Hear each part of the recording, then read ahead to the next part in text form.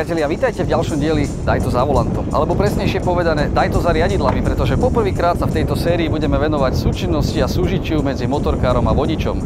Keďže ja som skôr odborník na dve stopy, a teda automobily, zavolám si na pomoc môjho kolegu Tomáša, ktorý sa venuje špeciálnej inštruktáži pre motorkárov a ten sa spoločne so svojím hosťom postará o to, aby vám vysvetlil, akými ťažkosťami vlastne motorkári v dennodennej prevádzke žijú. Servus, Tome. Čau, Maroš.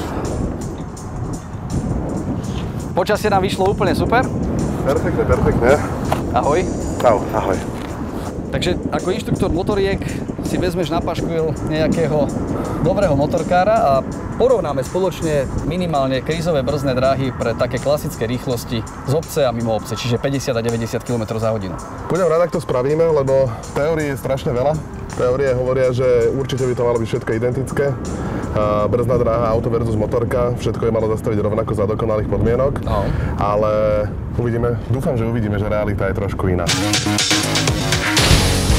No, aby som tu nebol dnes sám, aby som sa nevozil a neukazoval teda na motorke veci len ja, zavolal som si výborného bubeníka a takisto výborného motorkára Maťa Valihoru. Perfektné bubny a motorky mám rád. Nech sa darí. Ideme na to. Nezlomte vec.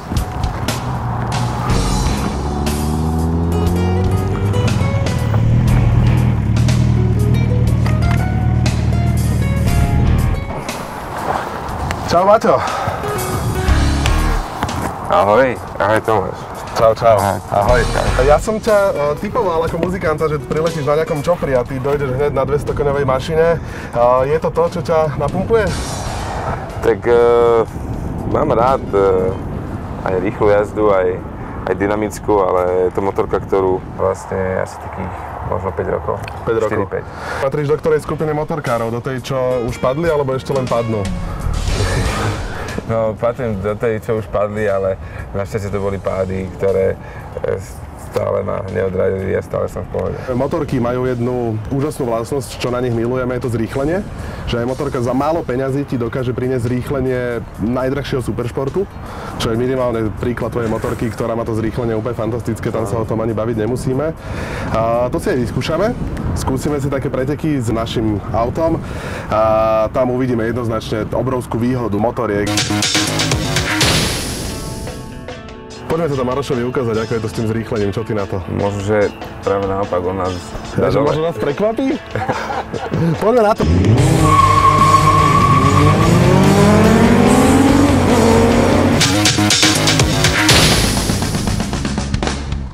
Mal si niekedy krízovku, kedy si musel na motorke naozaj brzdiť? Musím brzdiť veľmi často a hlavne na tejto motorke, ktorá jazdí veľmi rýchlo. Takže tých krízovek je veľa a hlavne keď niekto behne do cesty, tak je to, človek musí byť veľmi pripravený na takéto situácie. Ono je taká veľmi dobrá rada pre všetkých vodičov aut, ktorú môžeme povedať, že pozrite sa na motorku vždy dvakrát, lebo motorka je malý bod, ktorý sa nevieš presne odhadnúť rýchlosť. Keď sa pozrieš len raz na ňu, tak nevieš, ako sa približuje. My sme naučení rozoznávať dva svetlá, okrúhle, veľký predmet a na tej motorke tú rýchlosť približenia vodiči častokrát nevedia nejakým spôsobom odhadnúť. A toto platí zase aj pre motorkárov. Častokrát, keď vidím, že jak idú zalepení za nejakým autom, má 1,5 metra od jeho kufra, kde sa tak neuveriteľne zvyšuje riziko, lebo to auto zabrzdí, skočí na brzdu, on do ňoho nabúra skôr ako zbada, že sa mu vôbec rozsvietili brzdové svetlá. Ďalšie, čo budeme skúšať, je už to brzdenie. Za ideálnych a dokonalých podmienok by sme mali brzdiť zhruba rýchlosť, alebo teda spomalením 1G a auto aj s motorkou by mali zastaviť rovnako. Problém je ten, že ideálne podmienky nikdy nedosiahneš. Nemá šancu, to by si musel byť v nejakom váku a tak ďalej a tak ďalej. A my si to vyskúšame, porovnáme si to, uvidíme výsledky, o ktorých teda dúfam, že budeme prekvapení, keď motorka nedokáže zabrzdiť na tak krátkej dráhe. Vyskúšame si dve rýchlosti. 50, 90. Ten rozdiel pri 50 nebude taký veľký a v tej 90 už by tam nejaké metriky mohli naskočiť.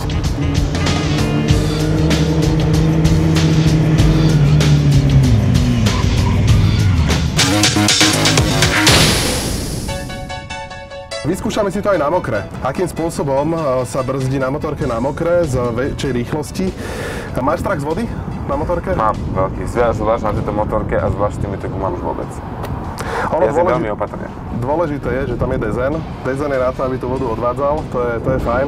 Ale zase naozaj, keď máš 200 koní na tom zadnom kolese, tak stačí jemné pridanie plynu a už... Jemné pridanie plynu a trošku prúčie zabrzdenie na prednú brzdu a je to koniec. Toto je presne to, o čom som hovoril. Už mi naozaj šmyklo predné koleso, takže vidíte, ten rozdiel na mokré je ešte podstatne väčší. A zase víťaz je Maroš. To je to, na čo musia byť ľudia naozaj opatrní, hlavne motorkári. Na vode robím všetko 4-krát opatrnejšie a citlivejšie. Problém je pri tom prudkom pridaní alebo prudkom zrýchlení a prudkej decelerácii, alebo teda spomalovaní, kedy už naozaj tie plôžky, ktoré ťa držia na ceste, sú takéto malé a nedokáže to proste preniesť také spomalenie.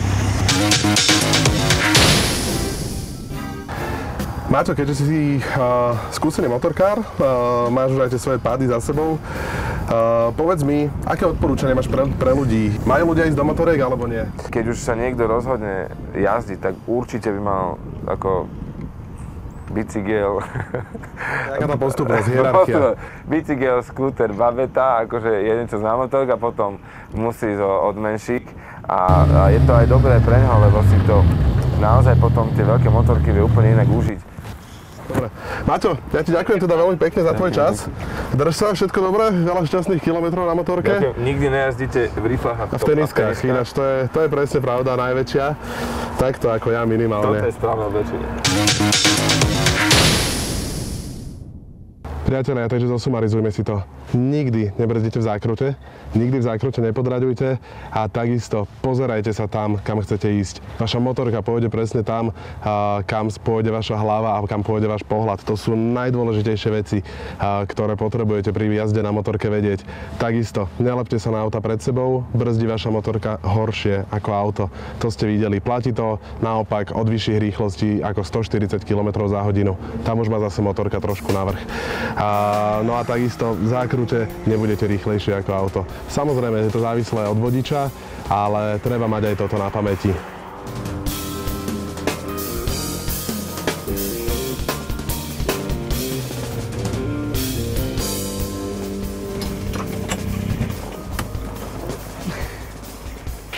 Tomáš, to vyzerá ako synchronizované plávanie, ako keby sme išli na schvál úplne rovnako spolu. Akvabely. Človeče, ale ja som išiel úplne na hrane, neviem ako ty, ale mne totálne vrešťala tá predná guma, či bola ľavá predná, alebo pravá predná podľa toho, v ktorom smere, totálne na hranu. To ani slidery nemám a nohavice išli dole. Výsledkom je, že na zrýchlenie nemá prakticky žiadne auto šancu. To 90% motoriek je rýchlejších než aut. V podstate áno. Áno. Keď dojde na brzdenie, tak v zásade je to asi opačné garde. A v tých zákrutách je to teda také, no. Záleží od motorky a záleží od auta.